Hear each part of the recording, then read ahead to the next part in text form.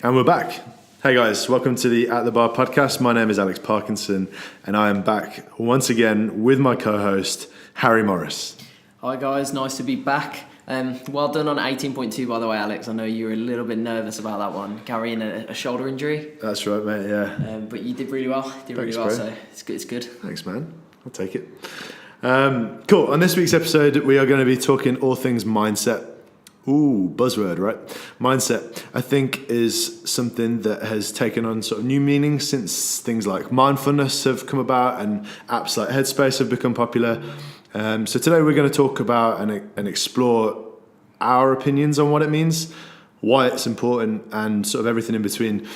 Just a few notes before we start.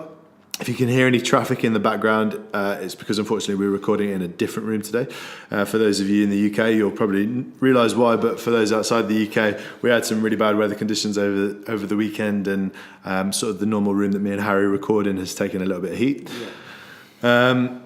Secondly, how me and Harry do these shows is what we do is we sort of set out a general topic that we want to discuss.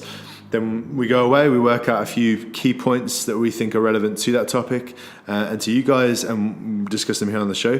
Now, if you have a topic or a question that you would like us to answer or sort of talk about, it's simple. All you need to do is send us an email to the atbpodcast@gmail.com. That's the atbpodcast@gmail.com. Put the word topic in the subject line. Be as detailed as you can, and we'll try and feature that on a future show. Yeah. Alternatively, you can get in touch with me and Alex directly through our social media pages. Yeah. So that's HMPT Coaching for my Instagram and my other social media handles, and it's at Rise Fitness UK for Alex. Yeah, that's probably the easiest way to do it. Yeah. Cool. So mindset. I warn you now, we're going to get deep. Harry, what are we saying? Right. So for me, mindset is a huge topic. It covers almost every aspect of our life beyond the gym. It extends beyond the gym and fitness, and impacts us all over. But it's a big feature of our lives, how we view things. Our mental health is become a more discussed point in society now. People aren't as afraid to speak about how they feel and get involved in the topic of mindset. So my first point is it's quite a broad subject. So it's the subject of perception. And perception is the way that something is interpreted. So what I might view something to be, you might view something differently, Alex. You know, it all depends on that person, their past experiences, on how they're going to view something. So what's really difficult is changing perception of yourself, so how you perceive yourself. I think something that I've seen fairly recently in the gym, I was speaking to a member, and he went from a background of being a very strong powerlifter, putting up incredible numbers, and just a very strong athlete. Took an injury, rotator cuff injury. His numbers have suffered. He hasn't trained. He's had a kid. You know, life has got in the way, and he's recently come back to the gym, and he keeps beating up on himself because he's not what he was. So my question to you, Alex, is you might have seen similar things from members in the gym, people perhaps from age or injury trying to come back, and they're very hard on themselves. But how do you change the perception of yourself in the gym, or even some tips or just your views on that? I think you've just got to. I think there's a process to developing mindset. It's a skill within its own right, the same way that you have to be patient to add weight onto your deadlift or whatever. With mindset, it is an ongoing thing, and you got to accept that that's going to fluctuate on a day-to-day basis. Mm-hmm. I think when it comes to people that have,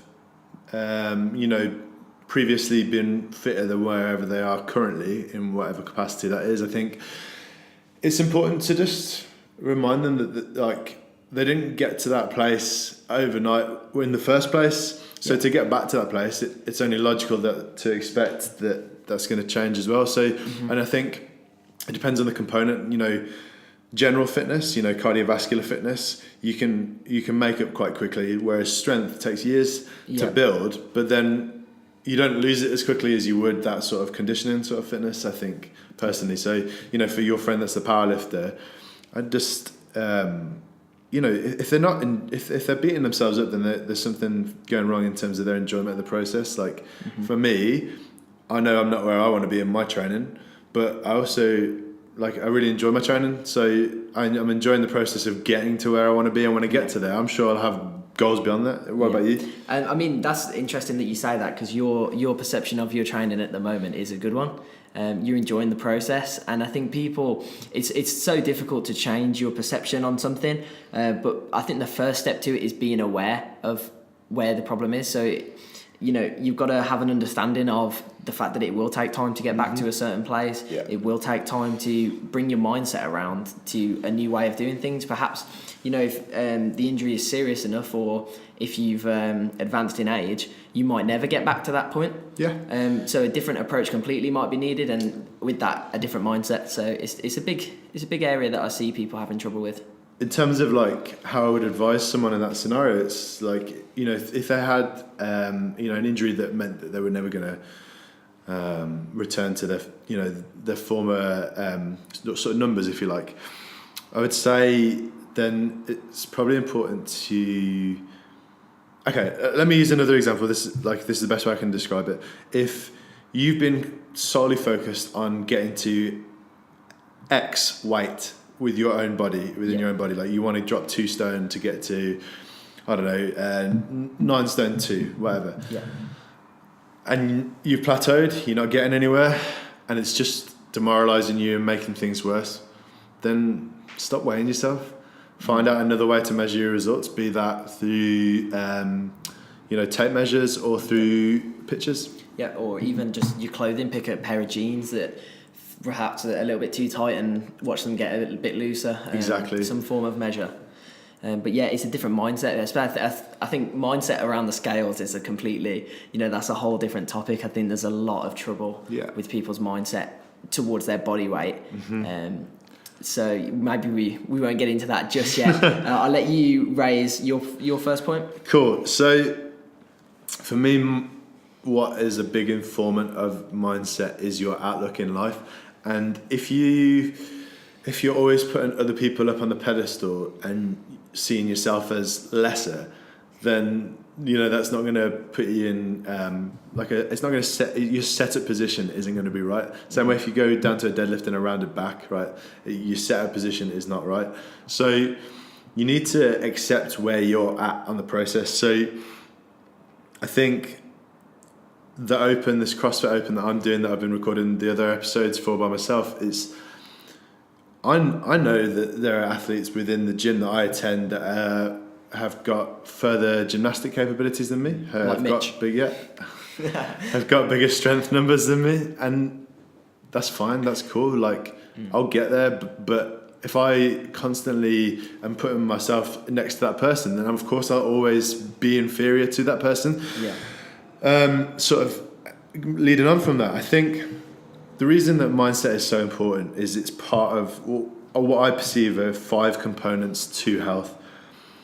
In no particular order, those components are training, your nutrition, your sleep habits, your recovery, and then your mindset.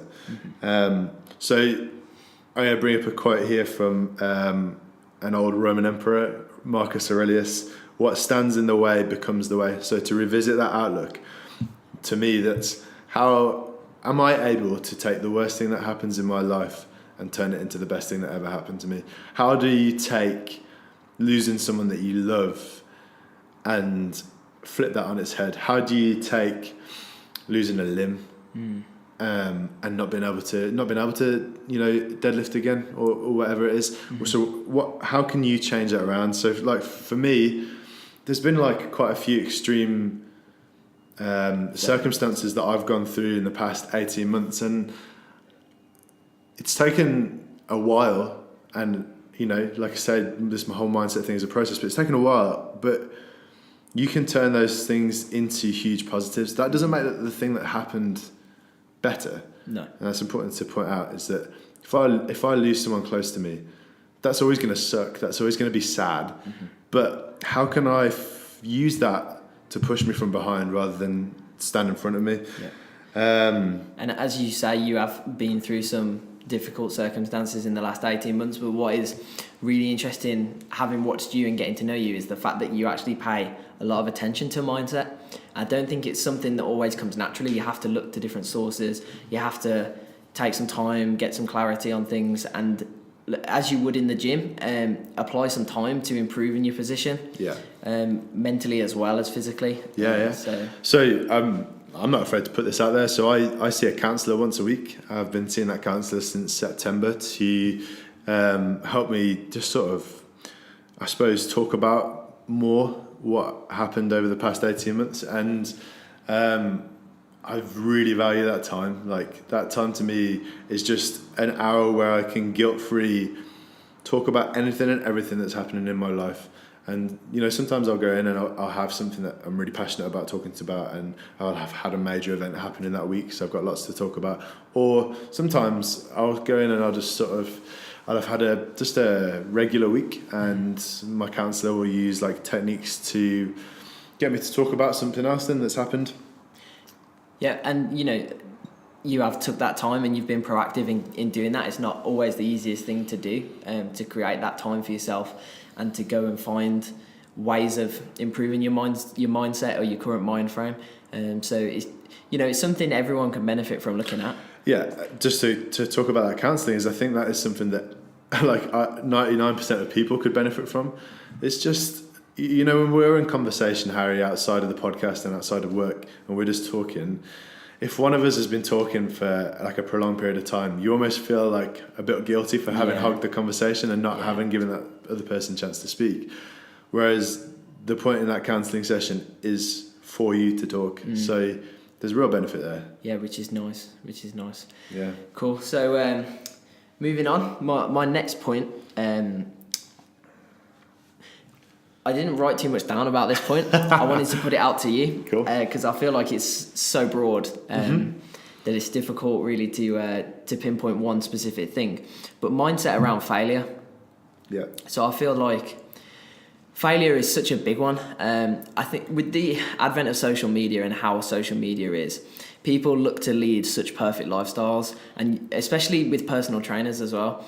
If you look on a lot of people's pages, it's like crushing it today, #gains, #fitfam, and every single day it's the best workout ever, it's the best meal plan ever, and I think that's unreal. I think that's just people uploading snapshots of how that they is want social things to media look. though, isn't it? Like, it is, yeah. Social media, it is so easy to paint a picture of a different life. Yep, absolutely. And I think what people don't like to put on social media is failings.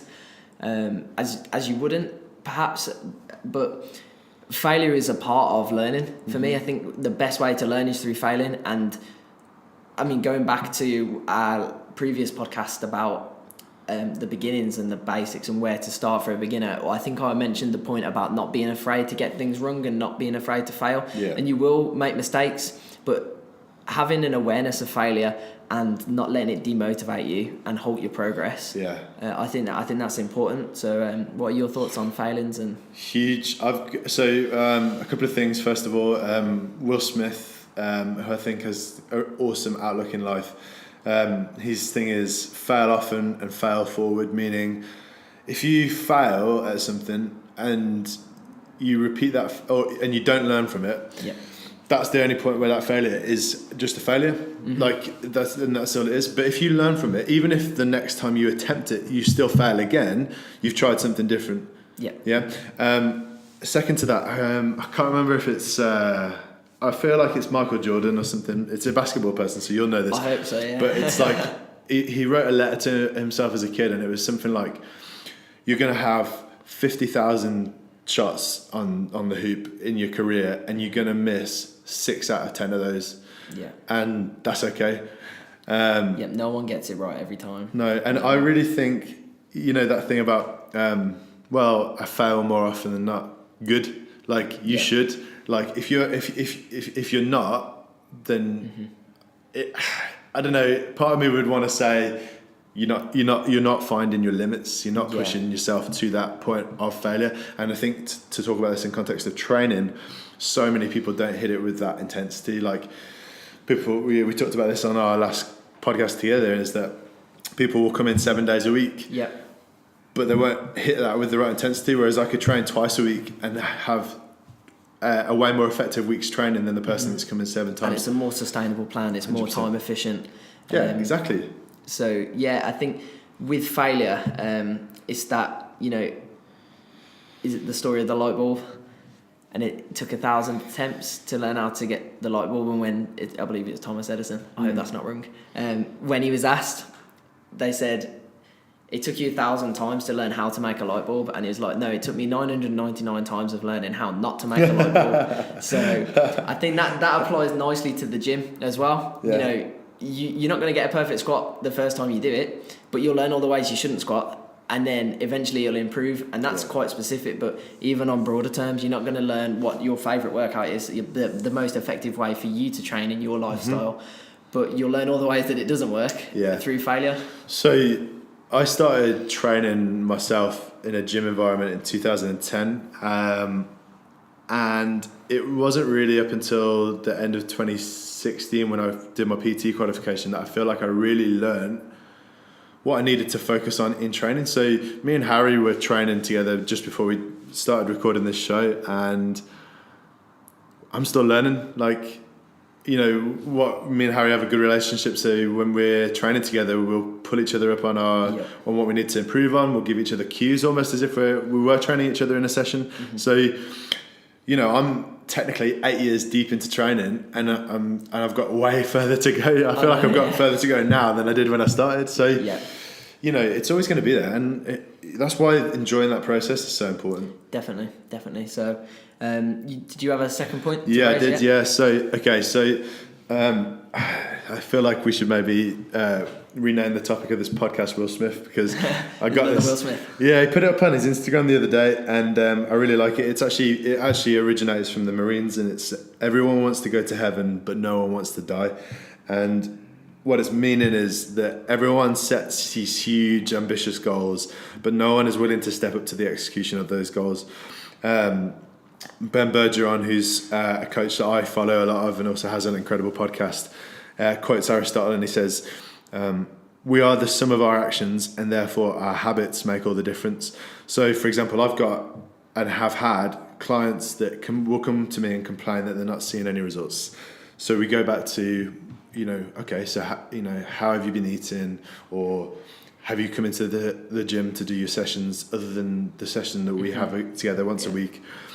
And the answer to those questions are invariably, oh, well, I'm not going to not eat what I want to eat, you know. And I'm like, well, there has to be a little bit of compromise here. We have to find ways to, if your goal is to look a certain way, and that means, for example, that you're going to have to drop some body fat, then you're going to have to compromise a little bit of what you eat, because clearly what you've been eating has got you to where you are now. Exactly. So don't come to me and eat clean for 3 weeks and then revert to your old ways and tell me that you're not losing weight, because you haven't stuck to that for a prolonged period of time. You've stuck to it for 3 weeks. People are like, oh, but 3 weeks is ages. No, it's not. You know what's ages? Like 1 year plus. Yeah, I think you're right about compromise. There is a degree of careful planning that needs to go into getting a plan that's sustainable, but it's so easy just to slip all the way back. And when you lose motivation, or you know, these people are coming and saying I'm not seeing results, they're probably feeling pretty demotivated at that point. So they don't care. I've heard it referenced as the what the hell effect. So it's like, oh well, I'm not getting there, so what the hell? I'm just going to do this. And I think people easily fall into that mindset. I know I've been there. So I had one client in particular last year, and she would be talking about what we needed to change in her nutrition, and she was all game for it, and she'd go away and she'd hammer the first few days, maybe even like for an extended period of time, and then I'd have my first session back with her on the week, and I'd be like, okay, so how's you eating over the weekend? Well, Saturday I went for a big breakfast down at Wetherspoons, and then last night I had a McDonald's for tea. Yeah. Okay. Why? because my partner told me, asked if I wanted a McDonald's, and I didn't have the willpower to say no. Yeah. I'm like, okay. So Yeah. part of me feels like that relates entirely to mindset, because that ability to have a strong enough why that when that temptation, particularly on a nutrition front, stands in front of you, you can just say, actually, I'm cool. Yeah, and you know what? That ties in a little bit to my post this morning. You did see it because I asked you earlier. But any excuse to drop the handle in at HMPT Coaching. At Rise Fitness UK. Cool. At Rise Fitness UK. Yeah. Little bit of a plug. Sorry. Only the second plug in the show. Yeah, there might be one more. We'll do it at the end. It's cool. Yeah. So my post this morning, I like to post a motivational post on a Monday, although it's Tuesday. So again, failure. I'm not gonna let it demotivate Harry, me. what are you gonna do? I know, probably just stop. What the hell, man? Yeah, what the hell? So no, I did. I pushed through and I got my post up this morning.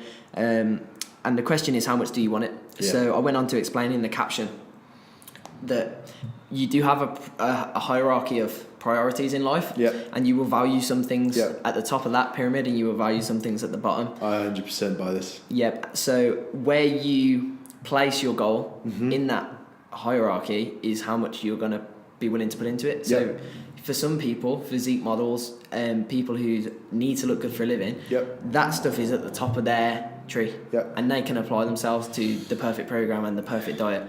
Whereas other people, usually things like work, family life, friends, that stuff gets in the way. So I think for us as coaches, the skill really of a coach is being able to create plans for people and give tips to people and advice that they can fit their goal in around their lifestyle and their priorities. So we're not sat here saying that you have to be perfect 100% of the time. No. But at the same time, there is a huge, it does have to be monumentally in favour of optimal living for the majority of the time. Like most people listening to this, your goal is not going to be to be an elite athlete or to get on stage in a bodybuilding contest. Most people listening to this are just ordinary people like me and you. And, to talk about my own nutrition, it's been my biggest weakness in my training over the years. When I went after drama school, I put on a load of weight, and I'm still trying to lose that weight now. And I still slip up on my diet like a lot of the time, and it's because I'm still figuring that out. I'm still finding that way, and I'm kind to myself in that. I'm not like having a go at myself when I eat something that's less optimal, because it is a trial and process. But for example, today has probably been, up until this point, a perfect day for me. I woke up, had breakfast, went and trained, came home, meditated for 15 minutes, had lunch, came out, had a PT session with the client, and now we're recording this. That is an optimal day, but it very rarely runs like that. Yeah, it's true. And you got to take, information from those perfect days, how you want to run them. And with you just saying about your own training, you do make mistakes, and so does everybody. With your food, and with your nutrition, you will make mistakes. But there is that level of willpower, and there is that, you at times you will be able to say no to something that you want, or you will go and get that food when you feel like you just want to stay in bed. You will go up and make yourself a breakfast rather than go and buy a breakfast wrap from McDonald's. There is that little bit of willpower and that compromise, as you said earlier, that you do need just to push yourself.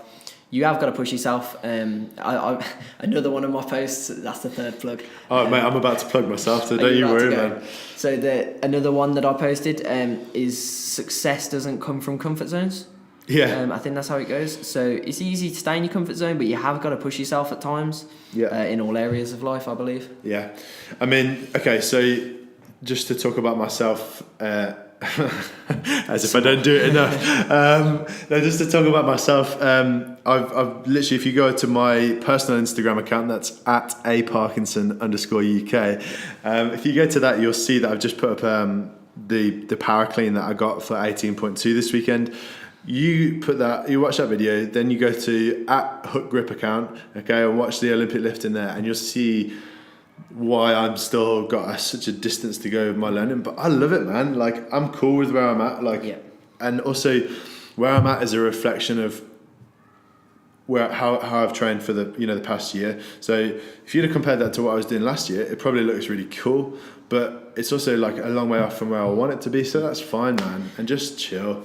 That would be my message to everyone. If anyone has a takeaway from today's, just chill. Like, take the pressure off yourself. Yeah. There's going to be plenty of people out there that are going to be putting the pressure on you. Mm-hmm. So you take the pressure off yourself. Yeah. Be realistic. Be kind to yourself when things don't go to plan. Mm-hmm. Yeah, have a plan. But if they don't go to plan, that's cool. That's one day. Get back on track. Yeah. You know what? One last thing. I'm going to start my diet on Monday. They say on Thursday. Why are you starting it today? Like, okay, it's because I had a McDonald's breakfast for breakfast, and I just had a big fat burger from Five Guys Burgers and Fries for lunch. They are very good burger at Five Guys, by the way. Okay, so you haven't eaten great so far today. What are you going to have for tea? You're going to go home and you're going to go get a KFC drive-through on the way home to top the day off because it's been a bad day? No, start now. Yeah, go and get a proper, nutritious, satiable dinner. And enjoy it. And Harry will cook it for you. Yeah, probably not.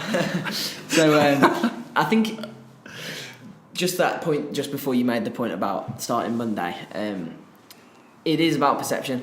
Just relax, and as you said, chill, and that is a mindset. Yeah. And it's not an easy one to have at times, especially for certain people.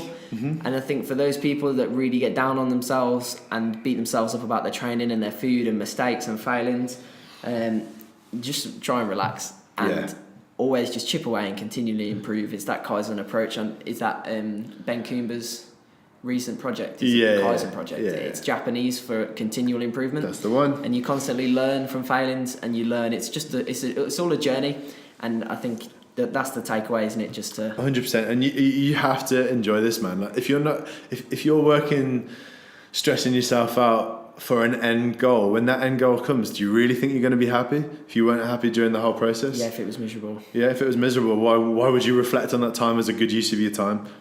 Okay, there you go. We're going to call things there, guys, but just to go back over, if you want to get a topical question on the show, you need to email us at email theatbpodcast@gmail.com. Put the word topic in the subject line, be as detailed as you can, and we'll try and get you on a future show. Yeah. Just in case you hadn't heard our social media plugs enough, you can find me either at Rise Fitness UK or at @Parkinson_UK, and you'll find Harry at HMPT Coaching. Boom. Have a good week, guys. Cheers.